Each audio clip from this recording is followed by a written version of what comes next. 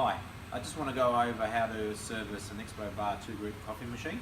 On the bench here we have some of the parts and tools that you need to do a basic service on the machine.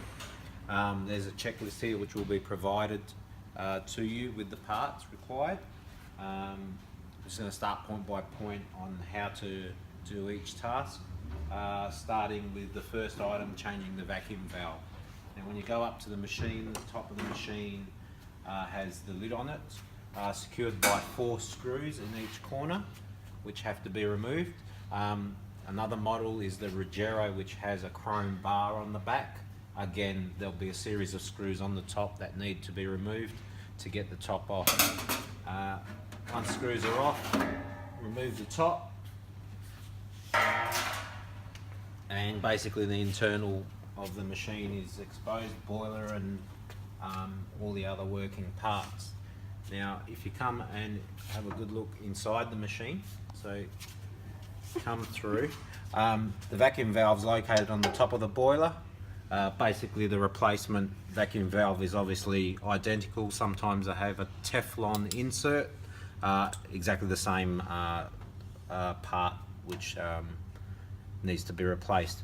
Simple 17mm spanner, remove the old one, install the new one. Do this when the machine is cold, because the build-up of steam pressure, if it's done when it's hot, will basically blow up in your face. Not required. That being said and that installed, you can then go ahead and turn the machine on. When the machine is heating up, you'll find the vacuum valve will hiss. That will stop once the machine's reached operating temperature, and the whole point of replacing that is obviously for that not to leak. Next item to be changed is the group seals. They're in the group head. Handles go in the group head. Easiest way to remove the group seals is with a flat blade screwdriver. Come along. Underneath you can see there is a group seal and shower screen. Basically you just pry that off with the flathead, working your way around. They can be difficult at times because they're bedded in, but if you just keep working it, you'll eventually get the old seal out. Now we tend to change these when the machine is warm or hot, just so that the rubbers are soft and they're easier to take out and put back in. As you can tell, this one that's been removed has got 2 paper shims in there. That is generally an 8mm seal. So with 2 shims, if you take one out and it has 2, obviously replace the group seal that's going back in there with 2 paper shims. Now to do that, you've got your new items. Take 2 shims, place it on the beveled edge at the top, place your shower screen in. That's ready to be put back in. Now while you have the group seal out, take some Cafetto cleaner, bit of water, preferably hot, do a bit of a mix to clean. Grab your cleaning brush, mix it up, and just give the inside of the group head a bit of a clean, just to clean out any old coffee that's built up in there, coffee residue. Now, once you've done that, again taking care because it's hot when the machine is on, grab a rag, give that a good clean in there.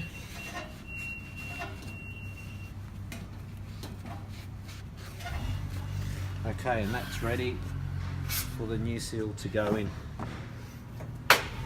What you do is get in and just line up the group seal in there, again taking care because it's very hot, and just with a stumpy screwdriver just sort of push the seal into the group head, working your way around.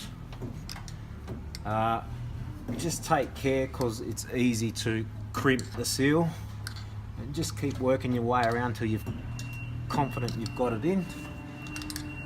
And then to finish the setting, you take one of the group handles, remove the filter basket. Without the filter basket, lock in the handle, push it around. Let it sit for a couple of seconds. You'll notice that the group handle is over to the right. That's what you want with the filter basket out of the handle. Bring the group handle back out, pop the filter basket in and lock it in. You should be finished around center with the correct setting. If you find that the handle's over to the left a little, just give it a bit of pressure, force it across, back it off, and just with a decent bit of force it should lock in straight. Repeat the same on the other group and the group seals are done. Next one, check filter basket for splits and filter basket springs. So as you can see, filter basket comes out. What you want to look for is any splits around the edges of the filter basket. That one's okay. And springs, that's basically a loose spring, so that gets removed and replaced with new. For the Karatha job, they have new handles on site, so this won't be required. Okay, so what we want to do with steam operation is just activate the two steam ones. On, off, no leaks, no hissing, that works. If you find that the steam one is a little bit restricted, again, this will be hot, so remove the steam tip. We get a paper clip, just poke that through the holes and just make sure that the holes are clear. And another good practice to do is activate the steam without a tip on there, and that clears the tube of any milk blockage that may be in there. Just pop that back on once you're done. That's the steam operation check, fairly simple. And again, double check that we've got the pressure, all good. Under that there is check steam nut for wear and leaks. So what you want to do is get down low, and the steam arm itself is held on by a nut with a ball joint. What you want to do is just swivel the arm around and check there's no steam leaking or water leaking from that area. If that is a problem, that's a repair for another day, and another recording just to show you how to go about that.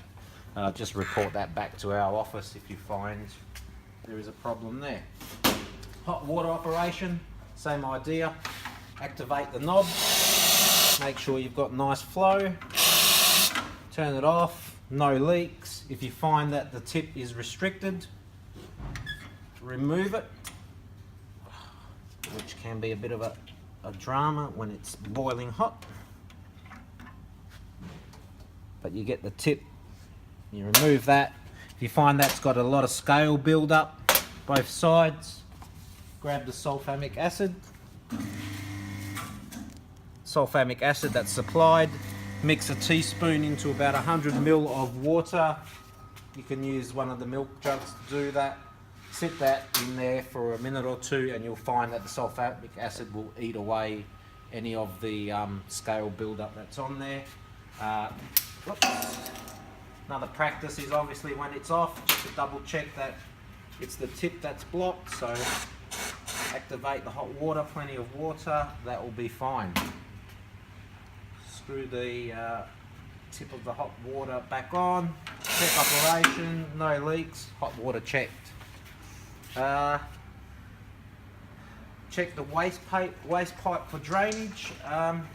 Again, you can either just run the hot water or the groups.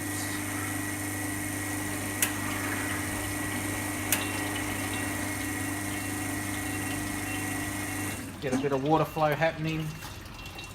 Check the waste pipe for leaks underneath the machine where it's connected to the waste cup. Follow it along and just check that there's good water flow into the waste bucket or waste pipe if that is how it's plumbed in. The last thing to do is obviously different grinders are on site, so make sure the coffee grinder's got beans in it. make sure the hopper on the where the coffee beans are stored on the grinder is open, and just run the grinder, power it up, hit, I believe an electronic grinder is up in Karratha, hit the double and single shot buttons, just make sure it's grinding and coffee grinds are coming out into the basket. Any adjustments or settings with that, the customer can call our office and we can advise them on how to do the adjustments. Again, same with the shot times. The main thing we're aiming for is clean and new group seals and shower screens, and that all the buttons work when you press them. When it comes to actual settings, again, we can run that run through with the customer on site over the phone and get the settings right with the grind on the grinder. Outside of that, that's just a general light service on the machine to check that it's operational. If there are any other concerns or issues with the machine, just report back to our office and we'll work out a plan of attack to get it sorted. Thanks for your time. Any questions, ring us and we'll be able to talk you through. Done, that's the service.